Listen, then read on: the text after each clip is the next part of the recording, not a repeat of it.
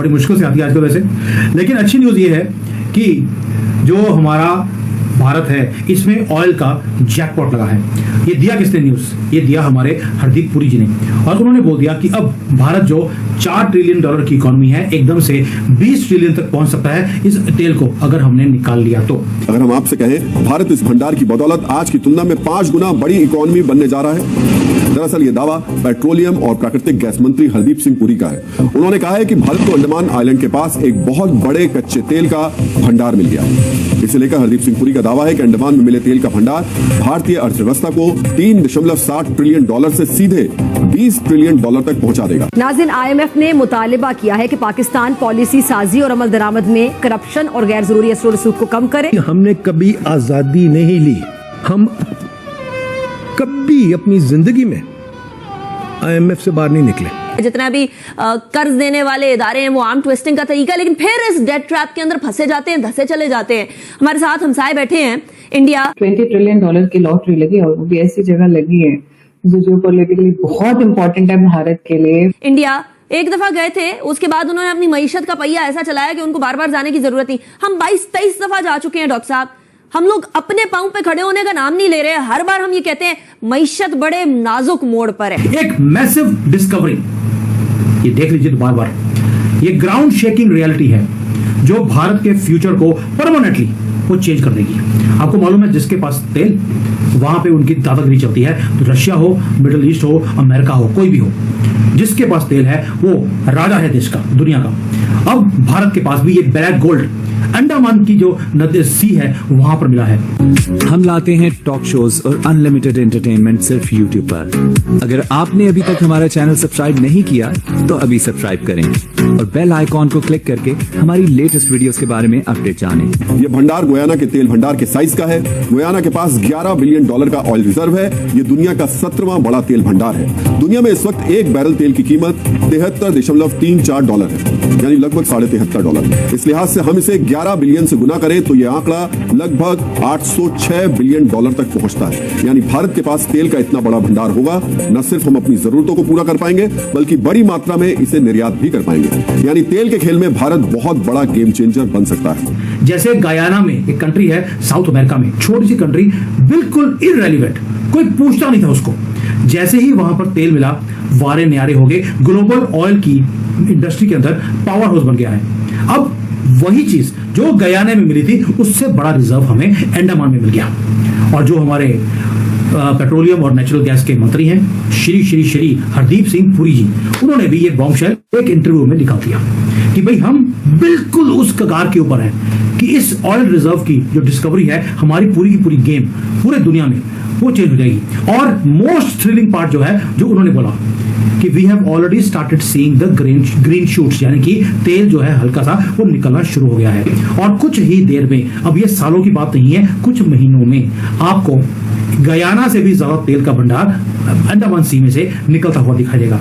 दोस्तों ये डिस्कवरी आपको लगेगी यार ठीक है तेल है वो तो निकलता रहता है, ऐसा नहीं है। हमारी एनर्जी इंडिपेंडेंस यानी कि बिल्कुल इतना से दूर है।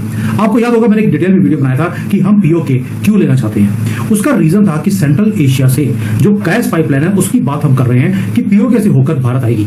पीओके हमारे पास है नहीं, लेकिन गैस पाइपलाइन की हमने ऑलरेडी बातें करनी शुरू कर दी हैं ताकि गैस की जो हमारी सिक्योरिटी है वो सेंट्रल एशिया से आएगी, तेल हमारे यहां से निकल ही जाएगा। इसके इंडिकेशंस होने शुरू हो गए।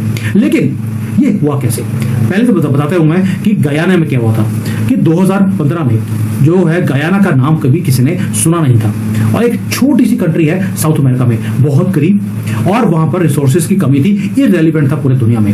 लेकिन वहां पर एक्सॉन मोबिल गया और वहां पर उन्होंने ऑयल वेल को ढूंढा।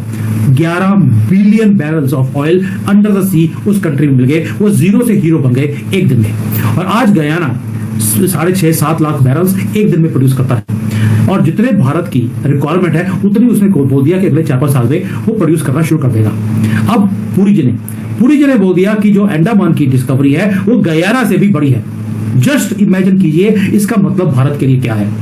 अगर आप फैक्ट्स देखेंगे कि अंडमान की जो बेसिन है उसमें शैलो वाटर भी है, यानी कि कम डेप्थ है, या बहुत ज्यादा डेप्थ है। दोनों में तेल मिलने की आशंका है।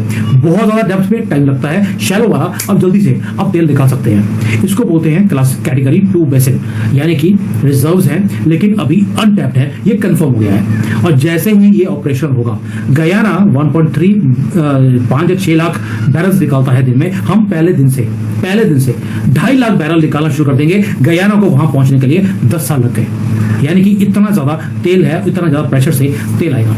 दोस्तों आप सोचिए, ये अच्छे दिन, अभी मोदी जी बोलते थे अच्छे दिन आएंगे, इससे अच्छे दिन क्या आएंगे? हर दिन हमारी डिपेंडेंसी मिडिल ईस्ट के ऊपर वो कम होती रहेगी। अब तेल शिप्स में भरकर मिडिल ईस्ट से नहीं आएगा, हमारे अपनी कंट्री में प्रोड्यूस होगा। अब ये सारा कुछ हो क्यों रहा है? पहले भी कंट्री वही है, तेल तो वहां पर करोड़ों साल पहले से पड़ा हुआ है, पहले क्यों नहीं होता था? Why now? और आपने सुना होगा कभी हमारा यहां से तेल निकल गया, कभी वहां से निकल गया। ये सडनली ये डिस्कवरीज क्यों हो रही है? कभी गैस मिल रहा है, कभी ऑयल मिल रहा है, and happening all over India.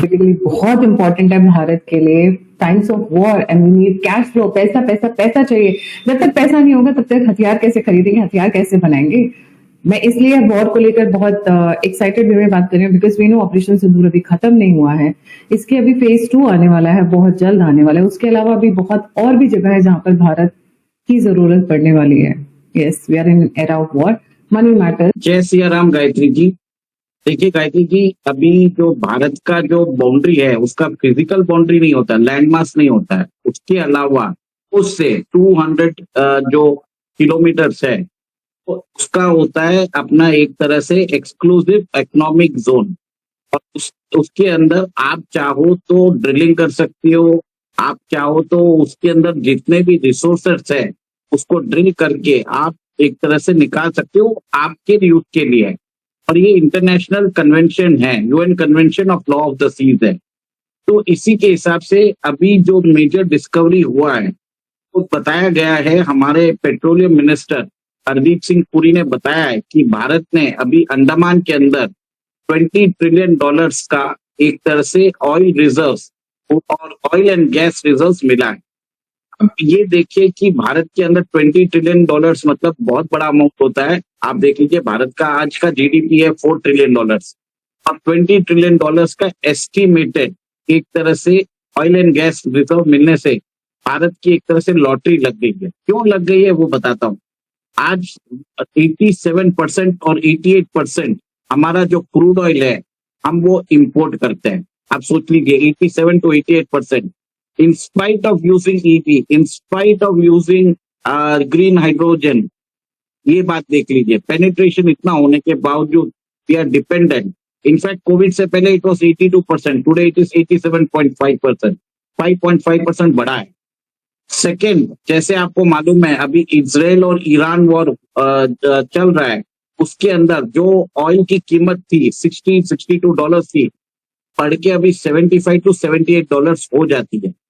Every $1 rise in the price of crude हमारी इकोनॉमी को फर्क पड़ता है, क्योंकि एवरी ईयर हम एक तरह से $100 बिलियन प्लस हम एक तरह से इंपोर्ट बिल हमारा बनता है फॉर इंपोर्टिंग क्रूड ऑयल।